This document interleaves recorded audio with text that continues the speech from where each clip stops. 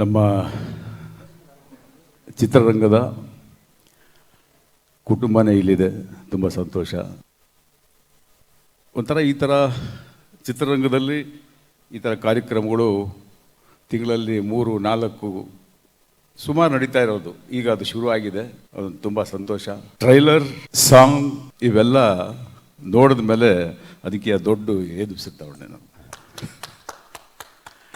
Of course Sudeep ಅವರು ಕಷ್ಟಜೀವಿ, timing ಸೆಟ್ಟಲ್ಲಿ ನಾವು ಇದನ್ನ ಎಂಕರೇಜ್ ಮಾಡೋದಾಗಲಿ ಸೆಟ್ಟಲ್ಲಿ, ಅಥವಾ ಆ ಒಂದು ಇನ್ಸ್ಪಿರೇಷನ್ ಅಂತ ಹೇಳ್ತೀನಿ. ನಾನು ಒಬ್ಬ ಕಲಾವಿದನಾಗಿ ಸುದೀಪ್ ಅವ್ರ ಜೊತೆಯಲ್ಲಿ ಒಂದು ಚಿತ್ರ ಮಾಡಿದ್ದೆ, ಒಂದು ಫುಲ್ ಲೆಂತ್ ಸಿನಿಮಾ. ನನಗೂ ಆ ಅನುಭವ ಆಗಿತ್ತು. ಇಷ್ಟೊತ್ತಿಗೆ ಬಂದ್ಬಿಡ್ತಾರೆ, ಹೌದಾ ಬರ್ತಾರೆ, ಬಂದರು. ಸೊ ಈ ಥರ ಆ ಒಂದು ಚಿತ್ರ ಹೆಂಗೆ ಮುಗೀತು ಗೊತ್ತಿಲ್ಲ. ಅಲ್ಲಿ ನಮ್ಗೆ ಈ ಥರ ಮಾಡೋಣ. ಸೊ ಆ ಒಂದು ದೊಡ್ಡ ಸ್ಟಾರು ಇಲ್ಲ ಜನಗಳ ಮನಸ್ಸಲ್ಲಿರುತ್ತೆ ಅಷ್ಟೇ.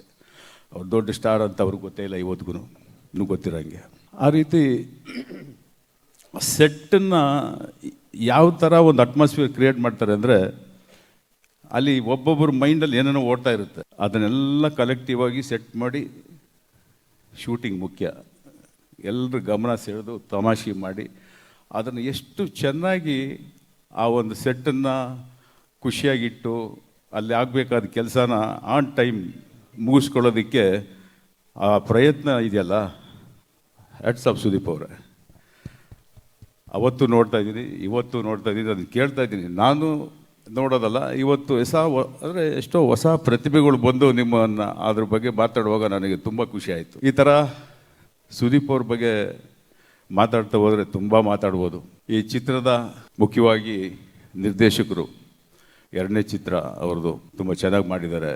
1ನೇ ಚಿತ್ರ ತುಂಬ ದೊಡ್ಡ ಹಿಟ್ಟಾಗಿ ಕನ್ನಡದಲ್ಲಿ, 2ನೇ ಚಿತ್ರ ತುಂಬ ಚೆನ್ನಾಗಿ ಮಾಡಿದ್ದಾರೆ. ಪ್ರೊಡ್ಯೂಸರ್ ಬಂದು ಸತ್ಯಜ್ಯೋತಿ ಫಿಲಿಮ್ಸ್, ತ್ಯಾಗರಾಜನ್ ಅಂದರೆ ತಮಿಳ್ನಾಡಲ್ಲಿ ತುಂಬ ದೊಡ್ಡ ಬ್ಯಾನರ್, ತುಂಬ ದೊಡ್ಡ ಪ್ರೊಡ್ಯೂಸರ್ ಅವರು ಕನ್ನಡ ಚಿತ್ರರಂಗದಲ್ಲಿ ಕನ್ನಡ ಪಿಕ್ಚರ್ ಈಗ ಸುದೀಪ್ ಅವ್ರ ಜೊತೆ ಮಾಡಿದ್ದಾರೆ. ತುಂಬ ಸಂತೋಷ. ಅವರಿಗೆ ನಾನು ಇದೇ ಥರ ಹಲವಾರು ಚಿತ್ರಗಳನ್ನ ಮಾಡ್ತಾ ಇರಿ ಅಂತ ನಾನು ಸ್ವಾಗತಿಸ್ತೀನಿ. ಯಾಕೆ ಹೇಳ್ತೀನಿ ಅಂದರೆ, ಅಫ್ಕೋರ್ಸ್ ಎಲ್ಲ ಚಿತ್ರರಂಗದಲ್ಲಿ ಎಲ್ಲ ರಾಜ್ಯದಲ್ಲಿ ಆ ಒಂದು ಕೋಪ್ರೇಷನ್ ಸಿಗುತ್ತೆ, ಬೇರೆ ಕರ್ನಾಟಕದಲ್ಲಿ ಜಾಸ್ತಿ ಸಿಗುತ್ತೆ.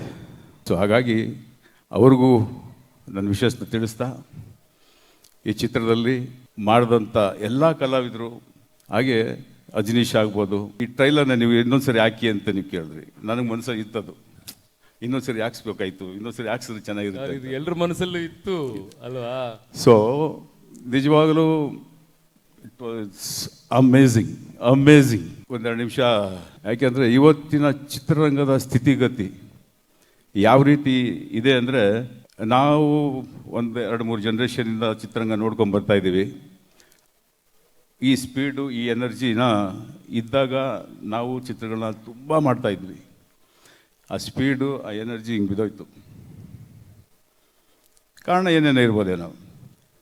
ಆದರೆ ಈ ಚಿತ್ರ ಶುರು ಮಾಡೋವಾಗ ಸುದೀಪ್ ಅವರು ಸಿಕ್ಕಿದಾಗ ಮಾತಾಡ್ತಾ ಹೇಳ್ತಾಯಿದ್ರು, ಈ ಥರ ಒಂದು ಪ್ರೋಗ್ರಾಮ್ ಮಾಡಿದ್ವಿ ಸರ್, ಈ ಥರ ಒಂದು ಪ್ಲ್ಯಾನ್ ಮಾಡಿದ್ದೀವಿ, ಹೀಗೆ ಅಂದಾಗ, ಪ್ಲ್ಯಾನ್ ಎಲ್ಲರೂ ಮಾಡ್ಬೋದು. ಪ್ಲ್ಯಾನ್ ಮಾಡೋದಕ್ಕೂ ಎಕ್ಸಿಕ್ಯೂಟ್ ಆಮೇಲೆ, ಪ್ಲ್ಯಾನ್ ಮಾಡೋದಕ್ಕೂ ಆ ಒಂದು ಎನರ್ಜಿ ಬೇಕು. ಆ ಪ್ಲ್ಯಾನ್ ಮಾಡೋದಕ್ಕೆ ಆ ಎನರ್ಜಿ ಇದ್ದಾಗ, ಆ ಪ್ಲ್ಯಾನಿಂಗ್ ಕರೆಕ್ಟಾಗಿ ಆದಾಗ ಸುದೀಪ್ ಅವರಿಗೆ ಎಕ್ಸಿಕ್ಯೂಷನ್, ಪ್ರೆಸೆಂಟೇಷನ್ ಮಾಡೋದಕ್ಕೆ ಅವರಿಗೆ ಆ ಟೀಮ್ ತುಂಬ ಚೆನ್ನಾಗಿದೆ. ಅವ್ರ ಹತ್ರ ಇರೋ ಟೀಮ್ ಆ ಥರ ಒಂದು ಟೀಮ್ನ ಸೆಟ್ ಮಾಡಿ ಇಟ್ಕೋತಾರೆ. ಯಾವಾಗ ಹೊಗಳಬೇಕೋ ಒಳ್ಳೆ ಕೆಲಸ ಮಾಡಿದಾಗ ಹೊಗಳ್ತಾರೆ, ಯಾವಾಗ ತಪ್ಪಾದರೆ ಅದನ್ನ ತಿದ್ಕೊಳ್ಳೋದಕ್ಕೆ ಅವಕಾಶ ಕೊಡ್ತಾರೆ. ಅವಕಾಶ ಕೊಟ್ಟಾಗ ತಿದ್ಕೊಂಡಿಲ್ಲ ಅಂದರೆ ಅವ್ರನ್ನ ನೋಡೋದು ಇಲ್ಲ ತಿರ್ಗಾ ಇನ್ನೊಂದ್ಸರಿ ಅಂತ ಒಂದು ಕ್ಯಾರೆಕ್ಟರ್ ಸುದೀಪ್ ಅವರು. ಸೊ ಇಂಥ ಒಂದು ಸಂದರ್ಭದಲ್ಲಿ ಇವತ್ತಿನ ಕನ್ನಡ ಚಿತ್ರರಂಗದ ಸ್ಥಿತಿಗತಿ ಯಾವ ಥರ ಇದೆ ಅನ್ನೋದನ್ನು ನಮಗೆಲ್ಲರಿಗೂ ಗೊತ್ತಿದೆ. ಆದರೆ ಆ ಹೀಟ್, ಆ ಬಿಸಿ ಯಾರಿಗೆ ತಗಲ್ತಾ ಇದೆ ಅವ್ರಿಗೆ ಮಾತ್ರ ತುಂಬ ಗೊತ್ತಾಗುತ್ತೆ. ಇವತ್ತು ಕನ್ನಡ ಚಿತ್ರರಂಗ ಯಾವುದೋ ಒಂದು ಮೀಟಿಂಗ್ ಇತ್ತು ನಮ್ಮ ಚೇಂಬರಲ್ಲೆಲ್ಲ. ಮಾತಾಡುವಾಗ ಹಲವಾರು ಚಿತ್ರಗಳು ಬರಬೇಕು, ಮಾತಾಡಬೇಕು, ಅದು ಇದು ಅಂತ ಹೀರೋಗಳನ್ನ ಪ್ರೆಷರ್ ಮಾಡಬೇಕು, ಇಲ್ಲ ನಿರ್ದೇಶಕರನ್ನೆಲ್ಲ ಕರೆಸಿ ಮಾತಾಡಬೇಕು, ಇವೆಲ್ಲ ಮಾತಾಡ್ತಾ ಇದ್ದಾಗ ನಾನು ಹೇಳಿದೆ ಅಫ್ಕೋರ್ಸ್ ಒಳ್ಳೆ ಪ್ರಯತ್ನನೇ. ಆದರೆ ನಮ್ಮಲ್ಲಿ ಎಷ್ಟು ಜನ ನಿರ್ದೇಶಕರಿದ್ದಾರೆ, ಎಷ್ಟು ಜನ ನಾಯಕ ನಟರಿದ್ದಾರೆ, ಅಂದರೆ ಇದ್ದಾರೆ ನಾಯಕ ನಟರು, ಬಟ್ ಒಂದು ಇಮೇಜ್ ಇದ್ದು ಚಿತ್ರರಂಗನ ಪುಲ್ ಮಾಡುವಂಥ ನಾಯಕ ನಟನ ಬಗ್ಗೆ ಮಾತಾಡ್ತಿದ್ದೆ. ಸೊ ಇವೆಲ್ಲ ತುಂಬ ಇಂಪಾರ್ಟೆಂಟ್ ಆಗುತ್ತೆ. ಇವತ್ತು ನಾನು ಒಬ್ಬ ನಿರ್ಮಾಪಕನಾಗಿ ನಾನು ಎಷ್ಟು ಸಿನಿಮಾ ಮಾಡ್ತಾಯಿದ್ದೀನಿ, ವರ್ಷಕ್ಕೊಂದು 2 ಇಲ್ಲ 3 ವರ್ಷಕ್ಕೊಂದು ಮಾಡ್ತಾ ಇರ್ಬೋದೇನು ಅಷ್ಟೇ. ಆದರೆ ನನ್ನಂಥ ನಿರ್ಮಾಪಕರು ಒಂದು 5 ಜನ ಇದ್ದರೆ ಒಂದಕ್ಕಿಂತ ಜಾಸ್ತಿ ಇವತ್ತು ಬಿಡುಗಡೆ ಆಗ್ತಾಯಿದೆ ನಮ್ಮ ಕರ್ನಾಟಕದಲ್ಲಿ. 250 ಚಿತ್ರಗಳಿಗಿಂತ ಜಾಸ್ತಿ ಆಗ್ತಾಯಿದೆ. ಡೈರೆಕ್ಟರ್ಸ್ ಅಂತ ನಾವು ಚಿತ್ರರಂಗಕ್ಕೆ ಏನು ಕಾಂಟ್ರಿಬ್ಯೂಷನ್ ಕೊಡ್ತಾ ಇದ್ದೀವಿ? ಕಾಂಟ್ರಿಬ್ಯೂಷನ್ ನಮ್ದಲ್ಲ, ಆ 250 ಚಿತ್ರ ಮಾಡ್ತಾ ಇರೋ ಹೊಸ ಪ್ರೊಡ್ಯೂಸರ್ಸ್ದು ಕಾಂಟ್ರಿಬ್ಯೂಷನ್ ಚಿತ್ರರಂಗಕ್ಕೆ. ಅವರು ನಾವು ಯಾವಾಗಲೂ ಹಬ್ಬಕ್ಕೆ ಊಟ ಕೊಡ್ತೀವಿ ಅಷ್ಟೇ.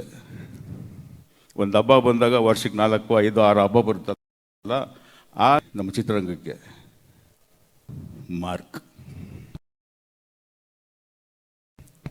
ಬರಲಿ ಜೋರ್. ನಾನು ಸತ್ಯವಾಗ್ಲೂ ಹೇಳ್ತೀನಿ, ಈ ಕತೆ ಒಂದು ಹೇಳಿದರು, ಬಟ್ ಆಗುತ್ತಾ ಇದು? ಬಟ್ ಇವ್ರು ಮಾಡ್ತಾರೆ, ಇವ್ರಿಗೆ ಸಪೋರ್ಟಿವ್ ಆಗಿ ಲೊಕೇಶನ್ಸ್ ಆಗ್ಬೋದು ಎಲ್ಲ ಇವತ್ತಿನ. ಸೊ ಒಳ್ಳೇದಾಗಲಿ ಅಂತ ನಾನು ಅನ್ಕೊಂಬಂದೆ. ಸುದೀಪ್ ಅವರೇ, ನಿಮ್ಗೆ ಎಷ್ಟು ಥ್ಯಾಂಕ್ಸ್ ಹೇಳಿದ್ರು ಕಮ್ಮಿನೇ. ಸುದೀಪ್ ಅವರೇ, ನಿಮ್ಗೆ ಎಷ್ಟು ಥ್ಯಾಂಕ್ಸ್ ಹೇಳಿದ್ರು ಕಮ್ಮಿನೇ. ಏನಕ್ಕೆ ನಿಮ್ಮನ್ನೇ ಪಾಯಿಂಟ್ ಮಾಡಿ ಹೇಳ್ತಿದ್ದೆ ಅಂದರೆ, ನಿಮಗೆ ಗೊತ್ತು ನಾನು ಇರೋದು ಓಪನ್ ಆಗಿ ಮಾತಾಡೋನು. ಒಬ್ಬ ಹೀರೋ ಇವತ್ತು ಬರೀ ಸ್ಕ್ರೀನ್ ಮೇಲಲ್ಲ, ಯಾಕಂದ್ರೆ ನಾನು ಇವತ್ತು ಸಿನಿಮಾ ಮಾಡ್ತಾ ಇದ್ದೀನಿ, ಮಾಡೋಕ್ಕಾಗದೆ ಸುಮ್ಮನೆ ಆಗ್ಬಿಟ್ಟಿದ್ದೀನಿ. ನಾನು ಇಷ್ಟು ದೊಡ್ಡ ಸಿನಿಮಾನ 114 ದಿನ ಶೂಟಿಂಗ್ ಆಗ್ಬೋದು, 180-60 ಕಾಲ್ ಶೀಟ್ ಆಗ್ಬೋದು. ಆ ಥರ ಒಂದು ನಾವು ಸೆಟ್ ಮಾಡ್ಕೊಂಡು ಮಾಡಿದ್ರು 3 ತಿಂಗಳು 6 ತಿಂಗಳಿಗೆ ಟೈಮ್ ಆಗಿಬಿಡುತ್ತೆ. ನೀವು ಈ ಶಾರ್ಟ್ ಪೀರಿಯಡಲ್ಲಿ ಇಷ್ಟು ದೊಡ್ಡ ಸಿನಿಮಾನ ನೀವು ಮಾಡಿದ್ದೀರಾ ಅಂದರೆ ಇದೊಂದು ಟ್ರೆಂಡ್ ಸೆಟರ್ ಸರ್. ಇದು ಬರೀ ಕನ್ನಡ ಚಿತ್ರರಂಗಕ್ಕಲ್ಲ, ನಾನು ನೋಡ್ತಾ ಇದ್ದೆ ತೆಲುಗು, ತಮಿಳ್, ಮಲಯಾಳಂ, ಹಿಂದಿ, ಈ ಥರ ಸರ್. ಇದು ನಿಮ್ಮಿಂದ ಇದು ಯಾವುದೋ ನಿಮ್ಗೆ ಆ ದೇವರು ಅಷ್ಟು ಆಸ್ಪವರು, ಅಷ್ಟು ಎನರ್ಜಿ ನಿಮಗೆ ಕೊಟ್ಟವನೇ ಸರ್. ಸತ್ಯ ಹೇಳ್ತೀನಿ. ನಾನೊಬ್ಬ, ಯಾಕೆಂದರೆ ನಾನು ಈ ಚಿತ್ರರಂಗದಲ್ಲಿ ಸಿನಿಮಾ ಮಾಡೋದಕ್ಕೆ ಇವತ್ತಿನ ಪರಿಸ್ಥಿತಿಯಲ್ಲಿ ಬಂದು ಕುಂತ್ಕೊಂಡು ಕತೆ ಡಿಸ್ಕಸ್ ಮಾಡಿ ಎಕ್ಸಿಕ್ಯೂಷನ್ ಮಾಡಬೇಕು, ಅದನ್ನು ಕಾರ್ಯರೂಪಕ್ಕೆ ತಂದು ಸೆಟ್ಗೆ ಹೋಗಬೇಕು ಅಂತಲೇ 6 ತಿಂಗಳು ಬೇಕು ನನಗೆ. ಇವತ್ತು ಇದನ್ನು ಕರೆಕ್ಟಾಗಿ ನಿಮ್ಮಂಗೆ ಒಬ್ಬ ಹೀರೋ, ಒಂದು ಡ್ರೈವಿಂಗ್ ಫೋರ್ಸ್ ಅಂತ ಏನು ಹೇಳ್ತೀವಿ, ಆ ಡ್ರೈವಿಂಗ್ ಫೋರ್ಸ್ ನೀವಾಗಿರೋದ್ರಿಂದ ಈ ಚಿತ್ರ ಇವತ್ತು ಇಷ್ಟು ಬೇಗ ಮುಗಿದು ಇಷ್ಟು ದೊಡ್ಡ ಚಿತ್ರನ, ಇಷ್ಟು ಲೊಕೇಶನ್ಸ್ಗಳಾಗ್ಬೋದು, ಇಷ್ಟು ಕಾಲ್ ಶೀಟ್ ಆಗ್ಬೋದು. ಕಾಲ್ ಶೀಟ್ ಆಗುತ್ತೆ ಅಂದರೆ ಆಗುತ್ತೆ, ಅಫ್ಕೋರ್ಸ್. ಕಾಲ್ ಶೀಟಿಗೆ ನಾವು ಪ್ರೊಡ್ಯೂಸರ್ ದುಡ್ಡು ಕೊಡ್ಬೋದು, ಆದರೆ ಕೆಲಸ ಮಾಡೋರು ಇದಾರಲ್ಲ 24/7, ಅವರನ್ನು ನಾವು ನಿಜವಾಗ್ಲೂ ಹೇಳ್ತೀನಿ, ವಿ ಕಾಂಟ್. ಖಂಡಿತವಾಗ್ಲೂ ದುಡ್ಡು ಕೊಡ್ಬೋದು ನಾವು. ಆ 24/7 ಕೆಲಸ ಮಾಡಿಕೊಂಡು, ಯಾರು ಹೇಳ್ತಾಯಿದ್ರಿ ಅಲ್ಲೇ ಟ್ರೀಟ್ಮೆಂಟ್ ತೊಗೊಂಡು ಶೂಟಿಂಗ್ ಮಾಡ್ತಾ ಇದ್ವಿ ಅಂತ. ನಾನು ಏನಕ್ಕೆ ಇಷ್ಟು ಡೀಪಾಗಿ ಮಾತಾಡಿ, ಈ ಚಿತ್ರನ ನಾನು ನೋಡಿದ ಮೇಲೆ ಫಸ್ಟು ನಿಮ್ಮಿಂದನೇ ಶುರು ಆಗಿದೆ, ನಿಮ್ಮಿಂದನೇ ಇದು ಇನ್ನೂ ಹಂಗೆ ಕಂಟಿನ್ಯೂ ಆಗಲಿ ಸರ್. ದಯವಿಟ್ಟು ವರ್ಷಕ್ಕೆ 2 ನೀವು ಮಾಡೋ ಚಿತ್ರಗಳು ಇಡೀ ನಮ್ಮ ಕರ್ನಾಟಕದ ಜನದಲ್ಲಿ ನಿಮಗೆ ಅಭಿಮಾನಿಗಳು. ಈ ಚಿತ್ರನ ನಾನು ನೋಡಿದ ಮೇಲೆ ಇದನ್ನು ನಾನು ಒಬ್ಬ ಚಿತ್ರರಂಗದಲ್ಲಿ ಹಿತೈಷಿಯಾಗಿ ನಾನು ಹೇಳ್ತೀನಿ, ಎಲ್ಲ ಹೀರೋಗಳು, ನಾಟ್ ಓನ್ಲಿ ಕನ್ನಡ ನಾನು ಹೇಳ್ತಾ ಇರೋದು, ತೆಲುಗು, ತಮಿಳ್, ಮಲಯಾಳಂ, ಎಲ್ಲ ಚಿತ್ರರಂಗದಲ್ಲಿ ಈ ಥರ ಇವತ್ತು ನಮ್ಮನ್ನು ಗೇಟಿಂದ ಒಳಗೆ ಬರೋದಕ್ಕೆ ಅಪಾಯಿಂಟ್ಮೆಂಟ್ ತೊಗೊಂಡು ಹೋಗ್ಬೇಕು ನಾವು. ಯಾಕಂದರೆ ಚೆನ್ನಾಗಿ ಬೆಳೆದ್ರು ನಮ್ಮಿಂದ, ಇವಾಗ ನಾವು ಬೇಕಾಗಿಲ್ಲ ಅವ್ರಿಗೆ. ಅದನ್ನು ಬ್ರೇಕ್ ಮಾಡಬೇಕು ಅಂದರೆ ನೀವು ಏನು ಟ್ರೆಂಡ್ ಸೆಟ್ ಮಾಡಿದ್ದೀರಾ ಸರ್, ಅದನ್ನು ಪ್ರೇಮ ಅವರಾಗಲಿ, ಮಿಕ್ಕಿದ ನಮ್ಮೆಲ್ಲ ನಿರ್ದೇಶಕರು ನಾನು ಅದೇ ಹೇಳೋದು, ವರ್ಷಕ್ಕೆ 2 ನಮ್ಮ ಬಾಕ್ಸ್ ಆಫೀಸ್ ಅಂತ ಏನು ಹೇಳ್ತೀವಿ, ನಮ್ಗೆ ಇರೋದು 2 ಸೋರ್ಸ್, ರೆವೆನ್ಯೂ ಕಲೆಕ್ಟ್ ಮಾಡೋದು 2 ಸೋರ್ಸ್ ನಮಗೆ. ಒಂದು ಬಾಕ್ಸ್ ಆಫೀಸ್, ಇನ್ನೊಂದು O T T door close. Kannada ಚಿತ್ರ ಓಪನ್ ಆಗಿ ಹೇಳ್ತಾರೆ ಅವರು.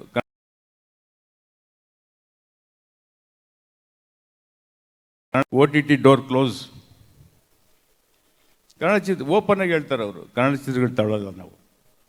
ಏನಾಗಬೇಕು 250 ಚಿತ್ರ ಮಾಡಿರುವಂಥ ನಿರ್ಮಾಪಕರು. ಬರೀ ಕರ್ನಾಟಕದಲ್ಲಾಗದೆ ಶುರು ಆಗಿದೆ ಅಂದ್ಕೊಬೇಡಿ, ಎಲ್ಲ ರಾಜ್ಯದಲ್ಲೂ ಈ ಥರ ಆಗಿದೆ ಈಗ. ಸೊ ಇದೆಲ್ಲ ನಾವು ಬ್ರೇಕ್ ಮಾಡೋದಕ್ಕೆ ನೀವೊಂದು ಸ್ಫೂರ್ತಿಯಾಗಿ ಎಲ್ಲರೂ ಇದನ್ನು ನಾವು ಒಂದು ಏನು ಹೇಳ್ತೀನಿ ಅಂದರೆ ಎಲ್ರಿಗೂ ಎನ್ಕರೇಜ್ ಮಾಡೋದಂಥ ಒಂದು, ಎಲ್ರೂ ಒಂದು ಉರ್ದುಂಬಿಸುವಂಥ ಕೆಲಸ ನೀವು ಮಾಡಿದ್ದೀರಾ. ನಿಜವಾಗಲೂ ಎಲ್ಲರೂ ಆದಷ್ಟು ನಾವಿವಾಗ ಬೇರೆ ನಿರ್ದೇಶಕರನ್ನ ನಿರ್ಮಾಪಕರನ್ನ ಕರೆದು ಮೊನ್ನೆ ಏನೋ ಚೇಂಬರಲ್ಲಿ ಮೀಟಿಂಗ್ ಎಲ್ಲರನ್ನು ತಟ್ಟಿ ಎಬ್ಬರಿಸ್ತೀವಿ ಇದನ್ನು. ಸೊ ಇದನ್ನು ಮಾತಾಡಿ ಎಷ್ಟು ನಾವು ಈ ಥರ ಒಂದು ಚಿತ್ರಾನ ಈ ಒಂದು ಚಿತ್ರಾನ ಬಿಡುಗಡೆ ಡಿಸೆಂಬರ್ 25ಕ್ಕೆ ಆಗ್ತಾ ಇದೆ. ಒಂದು ದೊಡ್ಡ ಹಿಟ್ ಆಗುತ್ತೆ ಅನ್ನೋದ್ರ ಬಗ್ಗೆ ಎರಡನೇ ಮಾತಿಲ್ಲ.